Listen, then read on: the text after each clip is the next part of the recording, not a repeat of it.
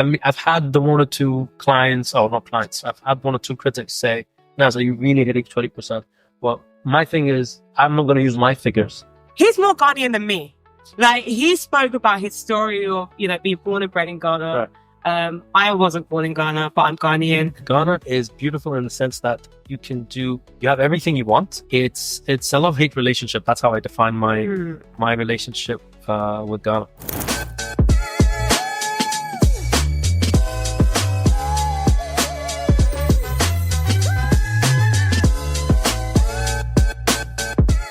So, hi, I'm here with Naz from VAAL Real Estate. I'm actually excited to have this conversation because, Naz, I met you in London. Yes. We met at the Property Expo, and I thought I'd ask you a very tough question, and you came with a really great answer on a panel. You spoke really, really well on a panel, and I was drawn to your story.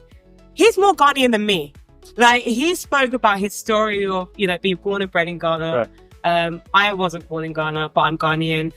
Come back and forth very often and have been drawn to the property space and real estate space. And a lot of people come to me now and asking what's happening in Ghana. So I'm really excited to have this conversation just to find out more about what you've been doing, about your role, your expertise, etc. So yeah, let's get straight to the first question. Go. What's your favorite food? Too many. Okay. Really? Yes. What's with what soup? Omelette, definitely. Really? Okay. I'm not in salmon. Salmon, so no meat in there. You're not a meat person. No, definitely a meat person. Okay. But with the it all goes down well. Typical Ghanaian man. Wow, I love that. So you're born and bred in Ghana. Yes. What do you love so much about Ghana? What's kept you here? Oh, Ghana is beautiful in the sense that you have everything you want. It's a love-hate relationship. That's how I define my relationship with Ghana. It's a love-hate relationship. It's lovely when it works, and sometimes it just doesn't work. Right? It's hard to live in. Yeah. Right. But at the same time, like the standard of living, right? If you compare it to the European countries and that. But the nice thing is, it's the freedom that you have in Ghana is second to none. Right? You could just grab the car, do what you want, go where you want. Everything's available for you. It's just hard to get some stuff for example, online shopping. Yeah, it's easier in the UK. Did you go and buy loads of stuff in London and bring? I remember. What did you buy? Remember, it takes for the family, basically. Gifts and that. Okay. The little time that we had there. Yeah. But it was good. Yeah, I understand. A lot of people that just go to London with extra suitcases and then come back to Ghana and just bring stuff over. But anyway, so you spoke a little bit about, there are positive sides, there are negative sides, and there are things that work and things that don't work, right? So you said, right, maybe it's online shopping. Are there any other things that really cause frustrations that you see here in Ghana versus, things that really do work well? I mean, stuff that frustrations is basically, as I say, getting your hands on a couple of commodities that you want. Frustrations in that couple of stuff, like value for money in Ghana is not that much because when it comes to products and consumer-based items, because of the high import prices, and the duties, and that's what Ghana deals with. So everything in Ghana is actually more expensive compared to other parts of the world. Okay. However, what works good for Ghana is being investments. Real estate. We're here because of real estate. Right. Real estate investments, ROI, they're really high compared to a lot of places around the world. What are the average real estate returns at the moment? In Ghana, you're getting over 10%, right? And we priced our last project with our starting price. We were hitting over 20%. On the studios. Okay. It's a big jump. Okay. I mean, let's go into this. It's a hard pill to swallow. Yeah. I've had the one or two clients, or not clients, I've had one or two critics say, Naz, are you really hitting 20%? Well, my thing is, I'm not going to use my figures. You tell me what the prices of a studio, for example, is right now in a prime location. I don't know if you know. I mean, you could be going forward. We've got a studio, maybe $100K. $100,000? Not for rental, let's say. For rental, you look about $1,000 or so? $1,000 if you're going, let's say, on the really low side, right? Averagely $1,500. Other places are actually going with top-notch studios, fully serviced. If you furnish your place really nice and you have all the services, i.e. Wi-Fi, cleaning, the whole lot, you can actually get a studio rental for $1,500, $1,600. if going by that, there are other companies that are offering even 1,900 a month. For me, that's a bit too high. For a studio, I mean, it is. It is too high. However, I like doing mid-range. And okay. So mid-range, let's say 14, 1500. Okay. But you use that, compare that to the selling price we had at our launch. Legato, for example. Legato Heights, we started at $69,900. Okay. $69,900 for the studio. If I use $1,500 a month based on that, you're hitting over 25%. Okay, we're going to go into that a little bit more. I want to know, firstly, more about you, your role, VAAL, because some people are watching might not know about VAAL. Where did VAAL come from? Because I know that you don't have just presence in Ghana, but also in Kenya and other locations as well. So just give me the backstory about VAAL.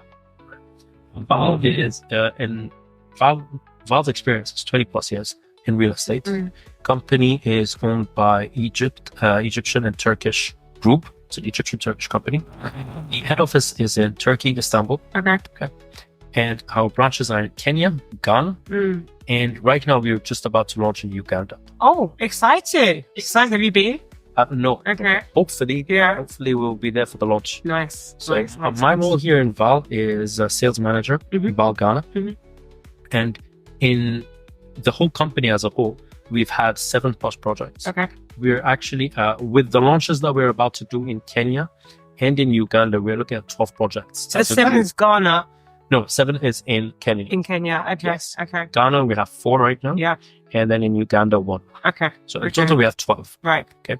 And with that 12, you're looking at over 1,000 apartments, over 700 clients. Okay. Do you mainly focus on apartments, or do you have townhouses and other types of houses as well? We have, the main focus is high-rise. Okay. Right now, we're doing high-rise and luxury villas. Right. So right now in Ghana, we have Harmonia Residence, which is at Airport West. I'm sure you're familiar with that. Yeah.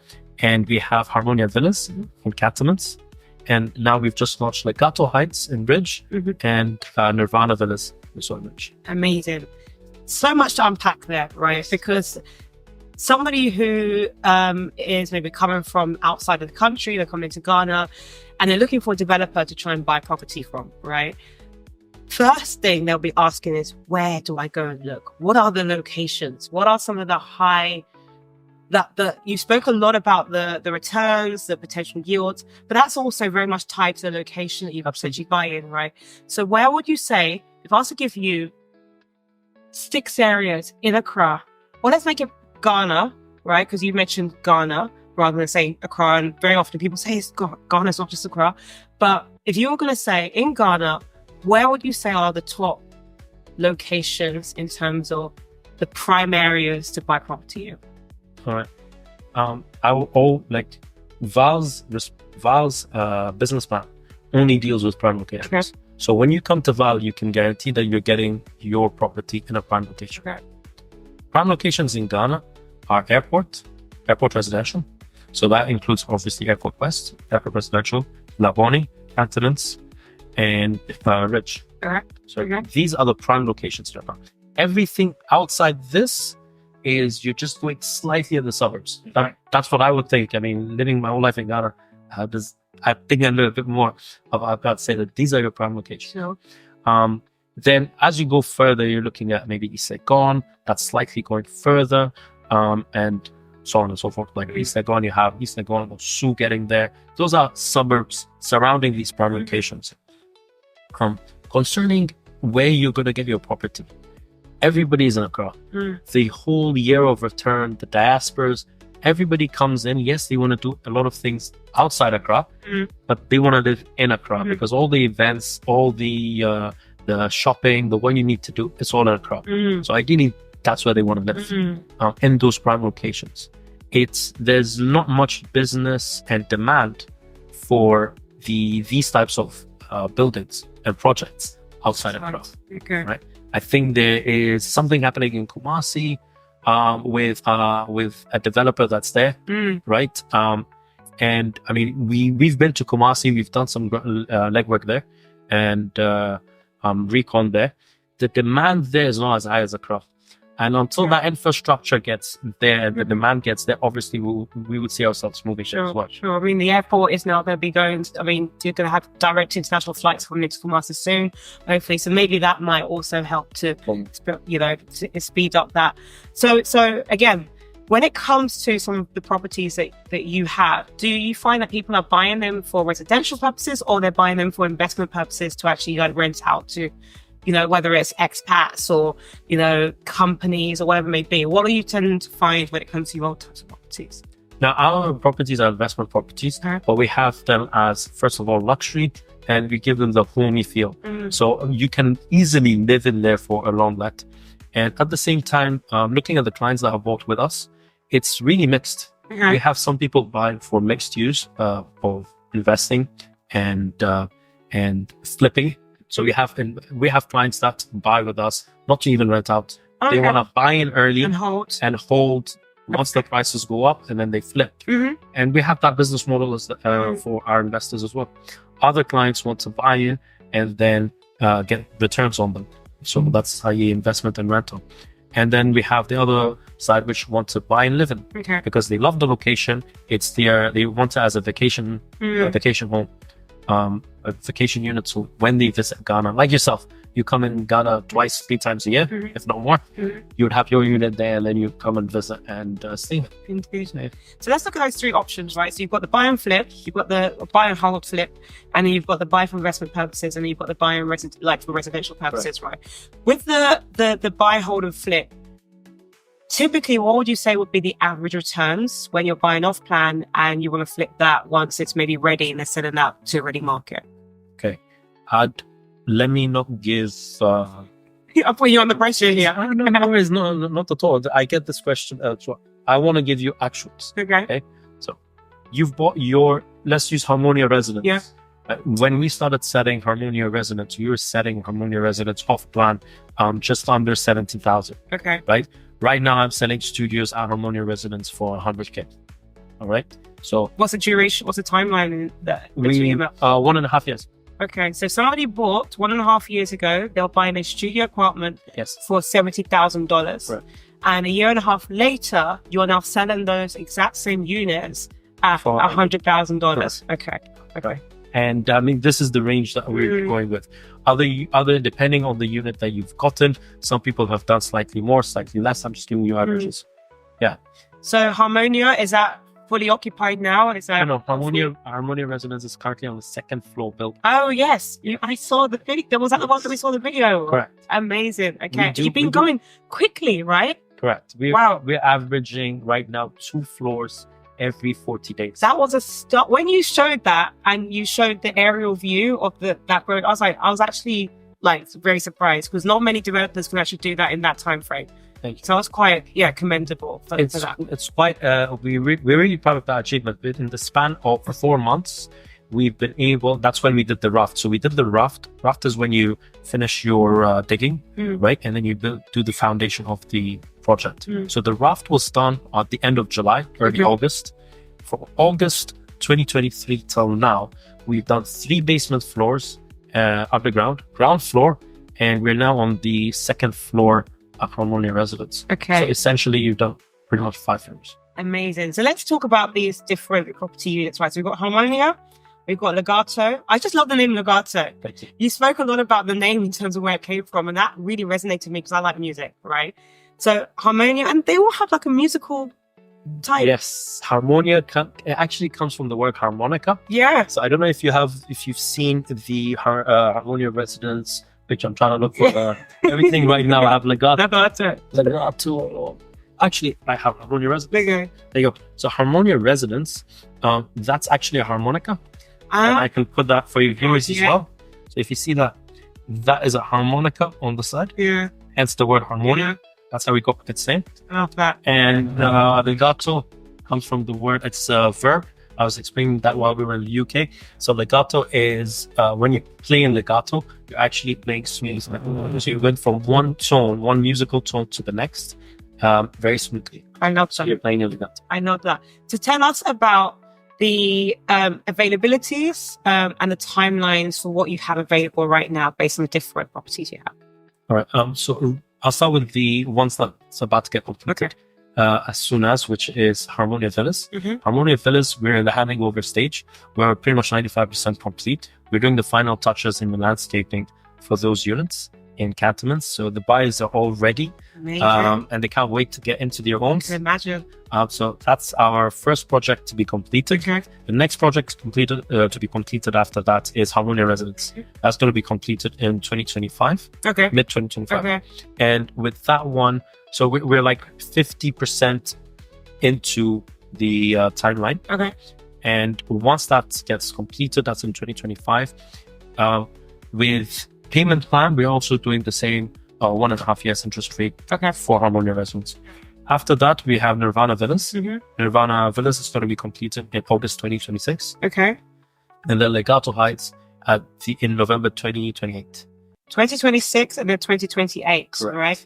And so meaning, what is exciting about this is that if people get in now, they're going to come in, like you've just given a really great example of somebody being able to buy a home and flip, right, in a year and a half and get a 30K uptick, right, in that duration. Somebody comes in now, and by the time you finish in, let's say, 2028 for Legato, and they're buying now, what are the price points for a studio or one bed in Legato? So right now, for one bed is going for 140, starting 140 with in Legato, all the way up to 200, right, depending on the size. So you have like the one beds are on this area, all right, on this side. And we have beds from 50 square meters all the way up to 72. 72 are the corner ones, the really nice one beds. Those ones. Those ones are all the way up to 200. So those ones, you would see an increase in them as well as obviously, all the units. But your 150 ones, for example, the ones around 140, 150, they would possibly end up in 2028. You would see at least a 30% increase there. So with Harmonia, because that's the one that's going to be completed in terms of the apartments, right? What is the availability like at the moment?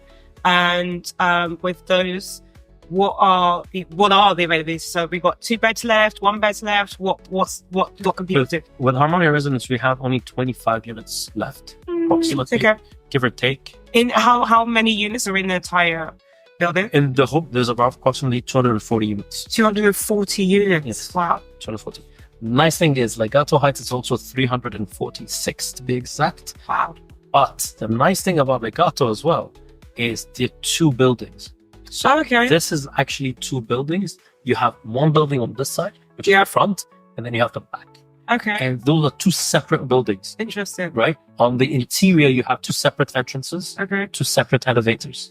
So on each block, you're looking at approximately 140, 150 units on each block.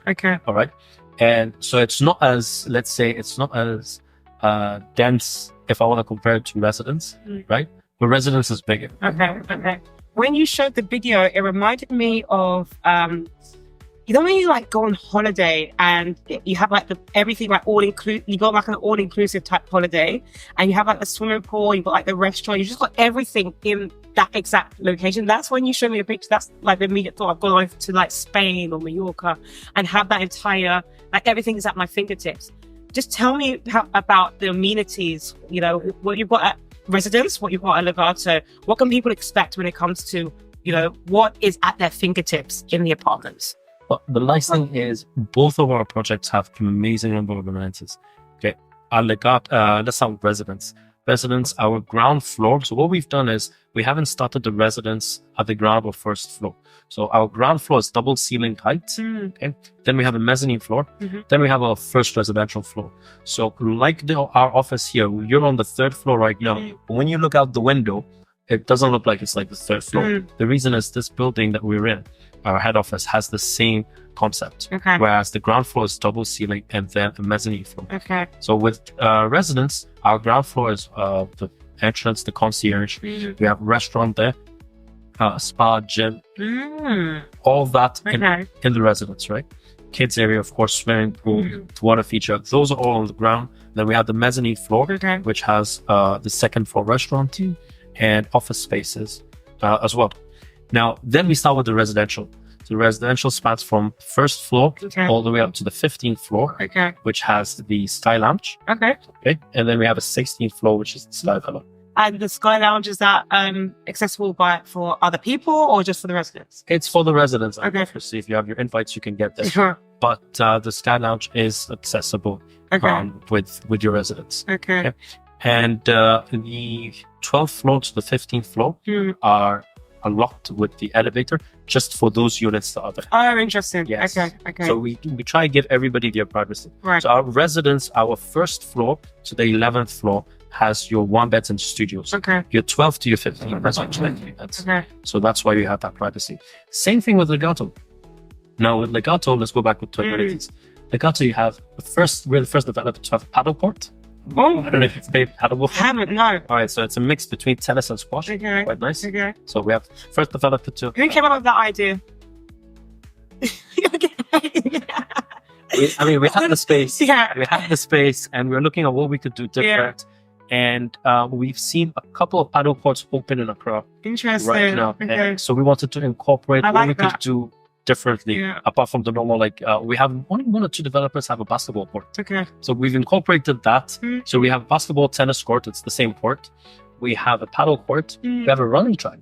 Oh yeah, I saw that. Yes. I saw that. That's impressive. Nice. Yeah. We have a running track as well. So people who want to do running but not the gym or the treadmill can do that.